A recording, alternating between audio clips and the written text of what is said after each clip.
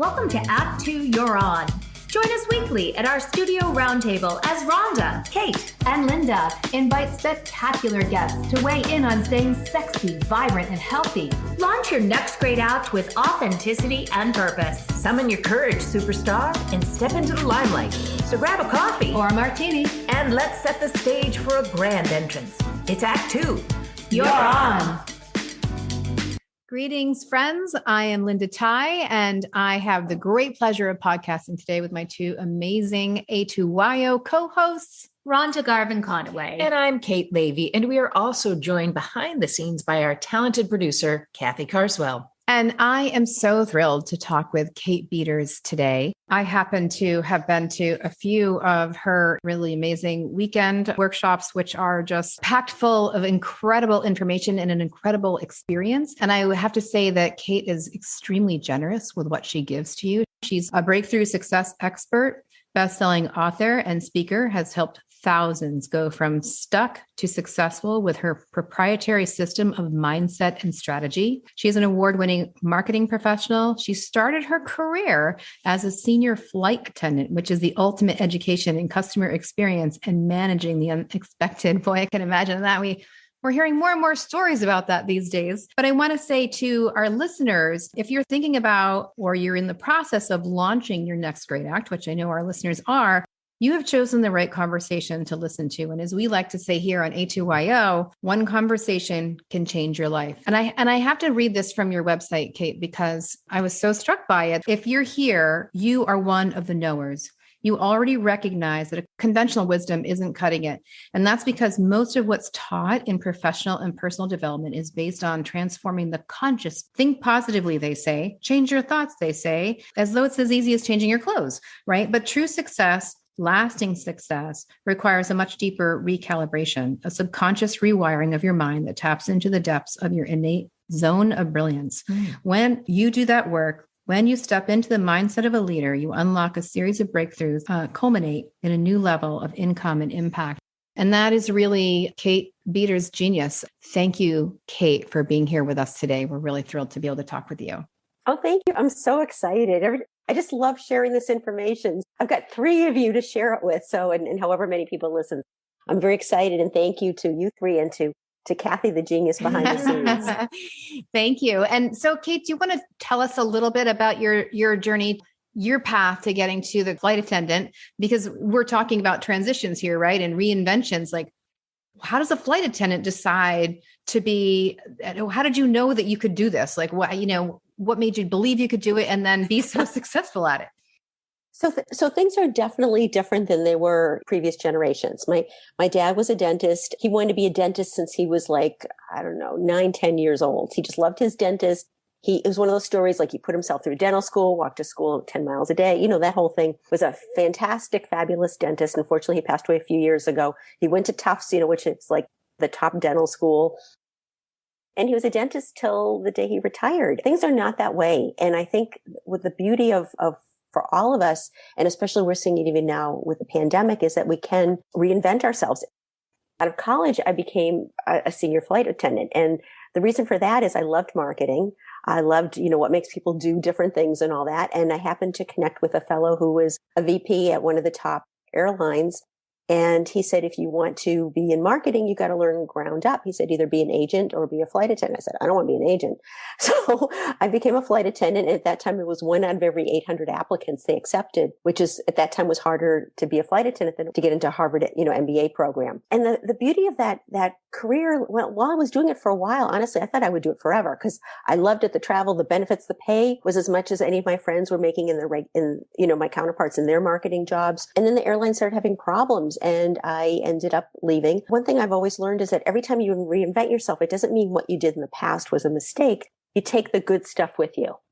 And also you learn from it. I went to work for a retail chain and I started kind of a low level position because it was a new type of thing. And this was for the fellow who created off-price retail. He's got a big wing that he donated at the Beth Israel Hospital in Boston. Last name is Reisman, in case anyone's ever seen it, Reisamman.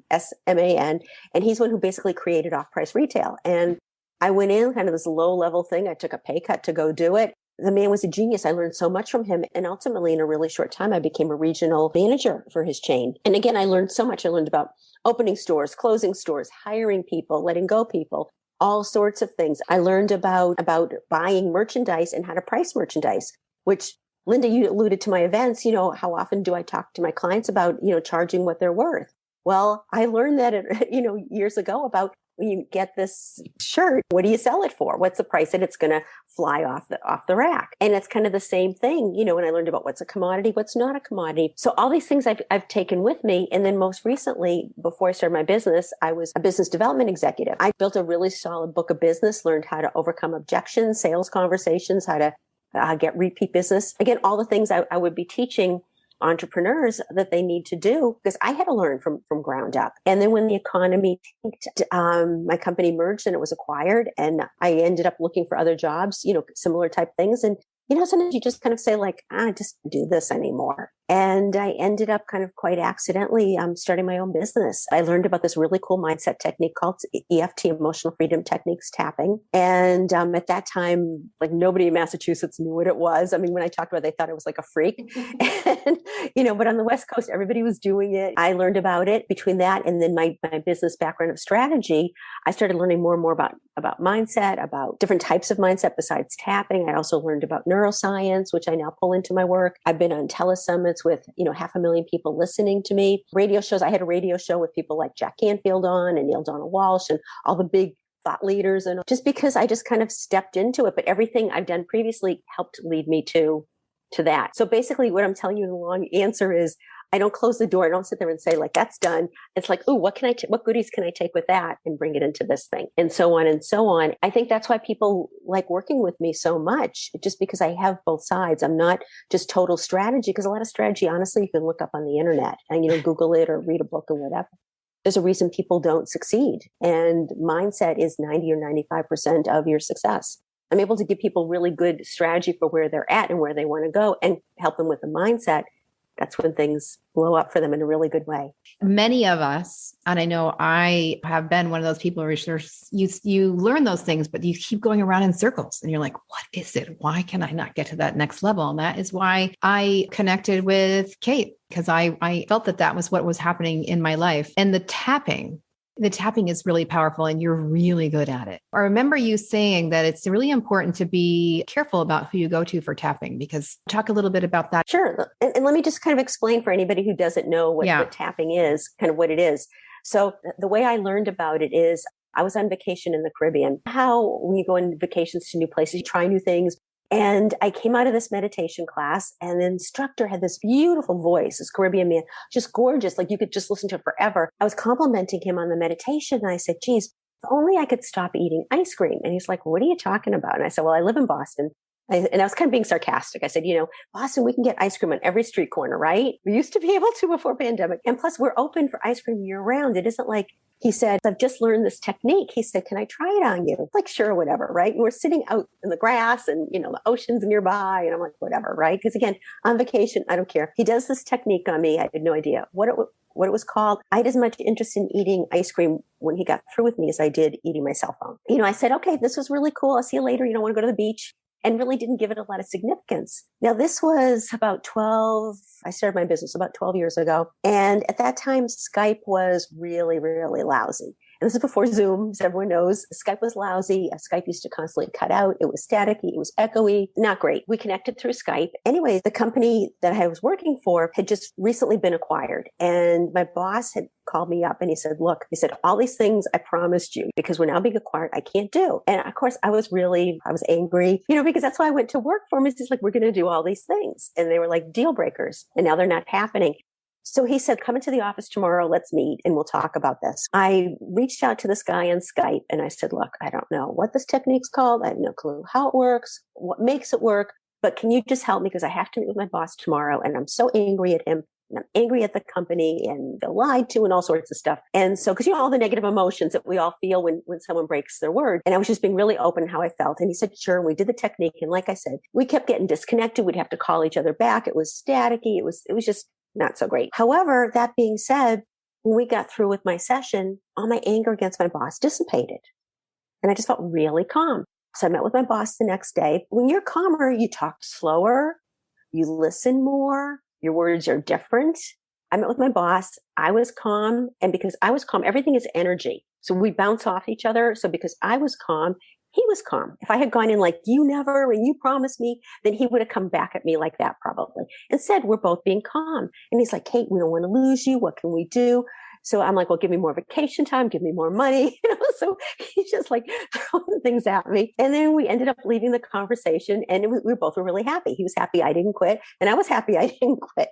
So it was all good. This fellow helped me a few more times over the next couple of months. And finally I said, okay, I just need to learn this technique. And so I flew out to the West Coast, 3,000 miles away for several really serious trainings, very, very deep trainings. And the reason I like it, because Linda mentioned earlier about the subconscious mind, is that this goes right to your subconscious mind. We all can know things. We all can know, like let's take the diet industry, right? It's a multi-bazillion dollar industry. Most people know what they need to do to lose weight. Why don't they lose weight? That's just one example. Saving money. I'm into decluttering. I've gotten into that last few years ago. Most people know they shouldn't be buying a ton of stuff. Why do people do it? I mean, logically, we know all this stuff, but why do we keep sabotaging ourselves, right? So the tapping I have found is the most gentle and because I am so results oriented, the most results oriented way of helping somebody shift out of an old mindset, an old story that they're doing so they can shift the behavior. Because we do things either out of love or out of fear. And our subconscious mind holds all our old stories, our fears, our doubts, our worries, our old stories. So things that could have happened to us when we were 4 years old and now 10, 20, 30, 40, 50, 60, 70, however many years later, we're still holding onto that story. And the other thing with the subconscious mind is that there's so much I could tell you. We could talk for hours about the subconscious mind, but the subconscious mind this is really important for people to understand. So our subconscious mind does not know the difference between real and fantasy. So that's why you can go to a movie and those really scary movies and you jump out of your seat. You're like, you cover your eyes. I don't want to look. We all know it's fake, right? Don't you know it's like blood, it's a fake knife, a fake gun, and they're actors, and they'll get up at the end when someone says, okay, that's a wrap or whatever. We all know that, but our subconscious mind doesn't know it. Our subconscious mind thinks it's really happening. So the same thing whenever we go into a situation that triggers something from our previous life, when we were younger, our subconscious mind believes it's happening right now. So tapping is able to help you, at least the way I use it, help you separate what's really happening, what's really the truth for you right now, and what happened to you 10, 20, 30, 40, or even a week ago. So let go of that story and move that way. So the way tapping actually works is you're literally tapping with a couple fingers, upper body, face. There are certain specific points that I guide people through. You say certain phrases. The phrases come to me partly because I'm so highly educated in this technique and also my intuition and also my experience. I believe it's very, very gentle. I want someone to be able to leave the end of tapping and feel at a new level, feel better. It's not meant to throw you at a deep end. You know how they used to do different types of therapies, like if someone had a fear of water and they make you jump into the deep end. This is not how it's supposed to be. It's supposed to be very gentle. And I've just seen amazing, amazing transformations that have happened to people, that people have told me they've had as a result of my work. And I just love doing it. I just think it's so cool because I used to be one of those people that said, if I'm so smart, how come I keep doing this over and over again? Whatever the thing was. And then once I learned about the subconscious mind, it was like, now I get it. And then the key to your power is learning to understand your subconscious mind. It's so helpful to us and to our listeners to hear that because there's so much life that pulls us out of our subconscious It takes us outward as opposed to inward. And I think tapping, which I've experienced, is just another tool that folks need to know about because we are so overstimulated, and just anything we can learn about that will allow us to heal and to be more present is a great guide. I'm curious if you can talk a little bit about your coaching and not only how you came to tapping, but also coaching and how that got into your blood and what led you there. Yeah, it was actually kind of accidentally because I didn't initially plan on being a coach. It just kind of happened that I started learning about tapping and I started getting clients and people were asking me, how are you getting clients? And I was telling them and I realized, I'm using the same things I did for business development.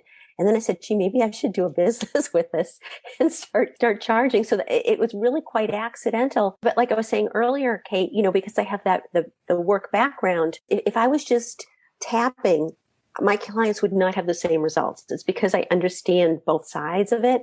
So for example, I had a client, this is like one of my favorite examples, and Linda, you might have heard before, that she had a business about 5 years old, and she was doing really well, but now her family was going to be expecting twins, which meant their expenses were going to be at least doubling, and she was charging very little money. And so I helped her kind of put together a new type of offering for her clients that was significantly different than what she had been offering. At first she was like, okay, because everything sounded good, that was the mindset, that was the strategy part of it, like what she needs to actually offer, for her sales. But then what popped up for her are what I call her limiting beliefs, that no one in my industry would ever do that. So that's kind of what popped up for her first.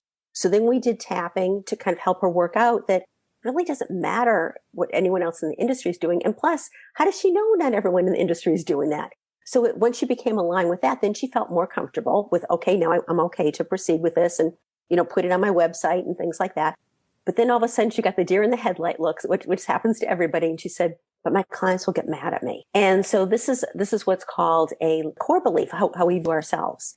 And core beliefs are so powerful because people have this need. It comes from childhood of wanting to be loved and accepted. So one of the things, especially for women, not that I know that sounds so stereotypical, but and I can't speak for how kids are being brought up today, but I'm just talking about for people now who are out in their 20s, 30s, 40s, et cetera, et cetera. Women were really encouraged to be needed and appreciated and loved. So women will make decisions in their business about, well, will people still like me? Well, if they get mad at me. We had to do a second level of tapping to help her say, it's okay, that she can work through this. She can replace her confidence.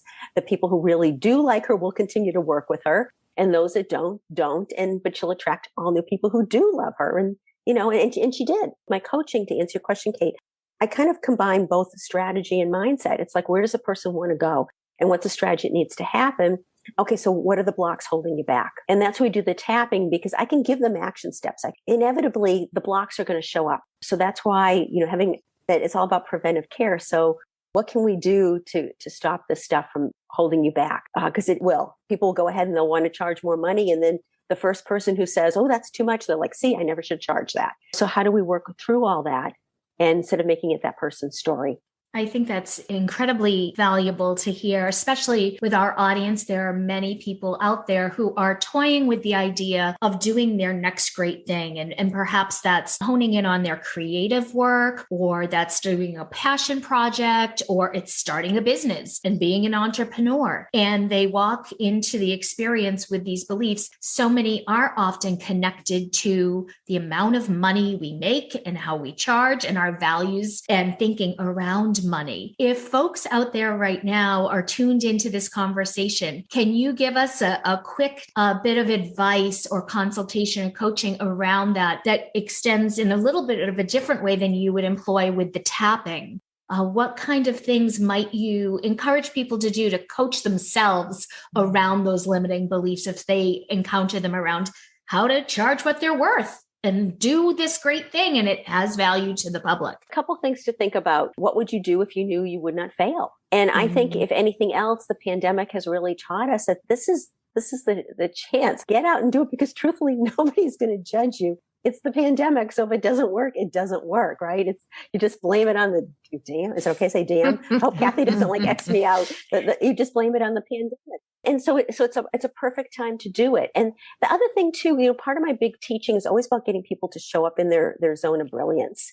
And your brilliance, I kind of want to bring this to people's attention. Your brilliance is not necessarily stuff you're good at, but the stuff that just lights you up. That when you say something, you're kind of like, geez, I wish somebody had recorded that or written that down or something, because it just flows right through you. Everything just feels right. And you just know you are unstoppable. I think that's something people have to really be thinking about, because things are different. I think for those of us who have been entrepreneurs for a while, I think we've already been kind of thinking about that. For people who are now considering it, it probably was not a question that you gave a lot of thought to. So I would really ask you, like, what lights you up? What makes you feel so brilliant? And sometimes you don't always know. And sometimes it's more just like a feeling like, I feel really good when I do this. And then it's also learning to understand, depending on what your financial situation is, what are things you can do as quote, like as a career, a job, your own business? And what are things that are just something you do volunteering? And that's a strategy part of me because I don't want anyone to not have food on their table. And maybe it's something you can combine the two, and it becomes your love.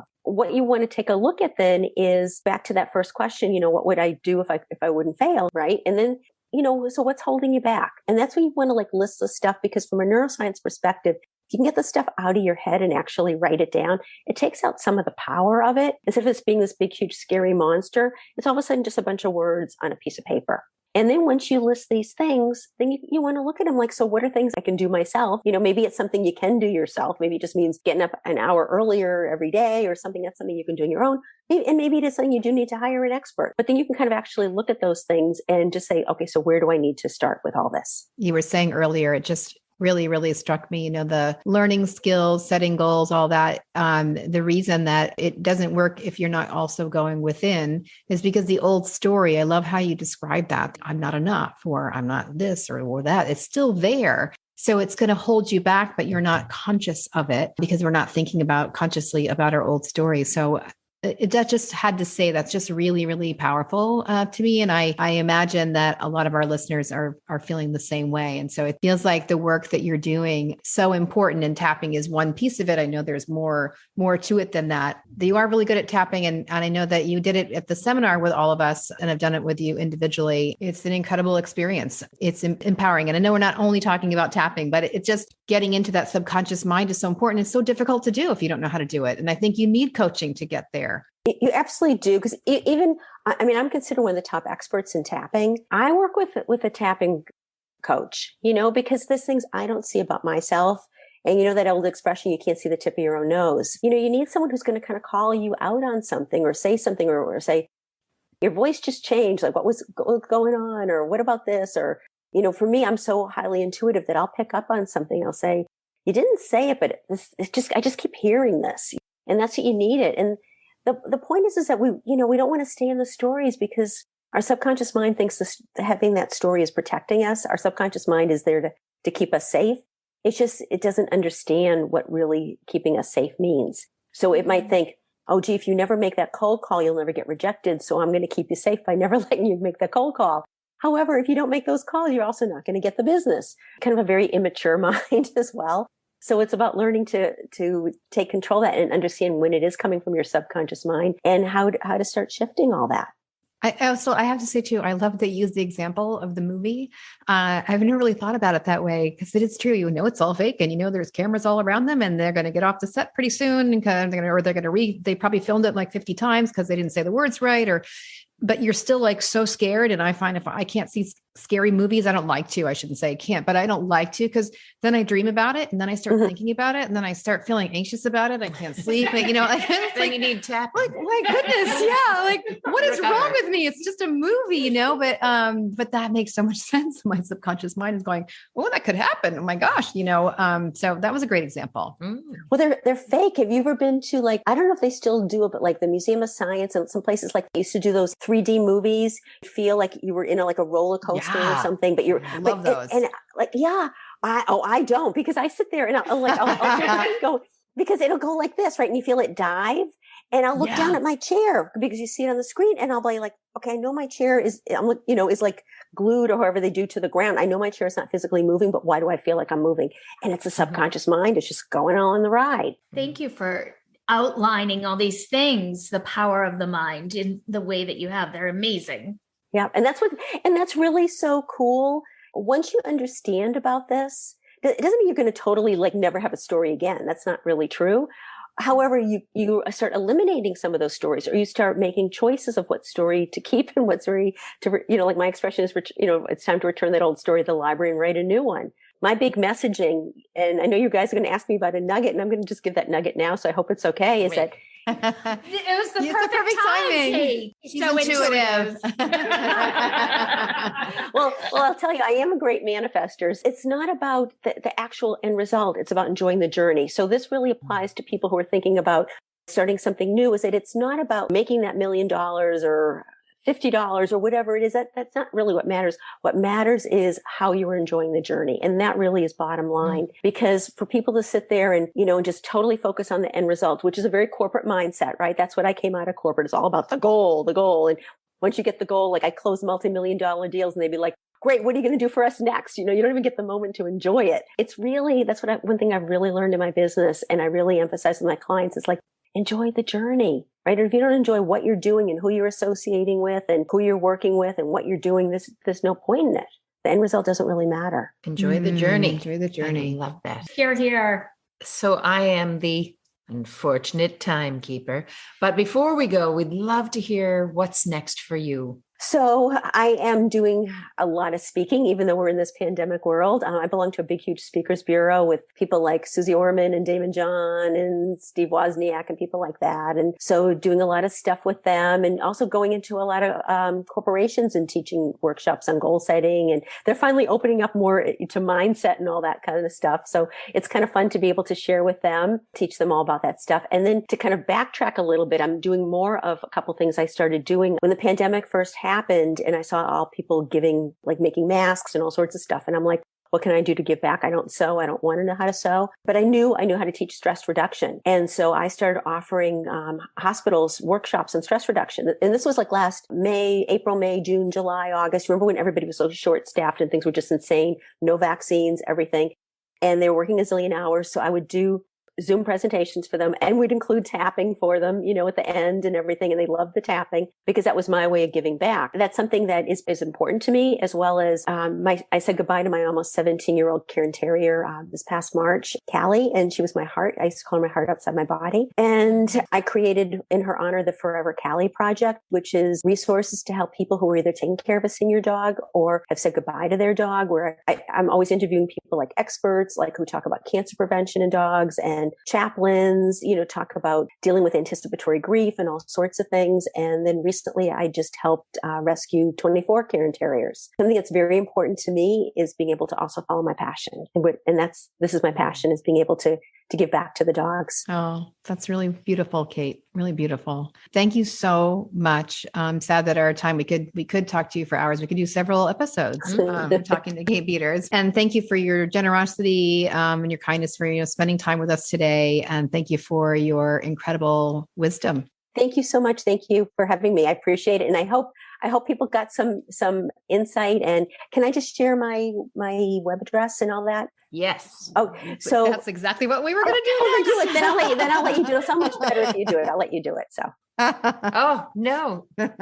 There's intuition here. I know, sure. yes. So we know that folks are going to want to tune in. There's so much wisdom in this conversation and so much more that we could tap into. But the website is katebeeders.com. So that's KATE, capital BEEDERS. katebeeders.com. Tap into it. Tap into it. Yes. Pun intended. I love that pun.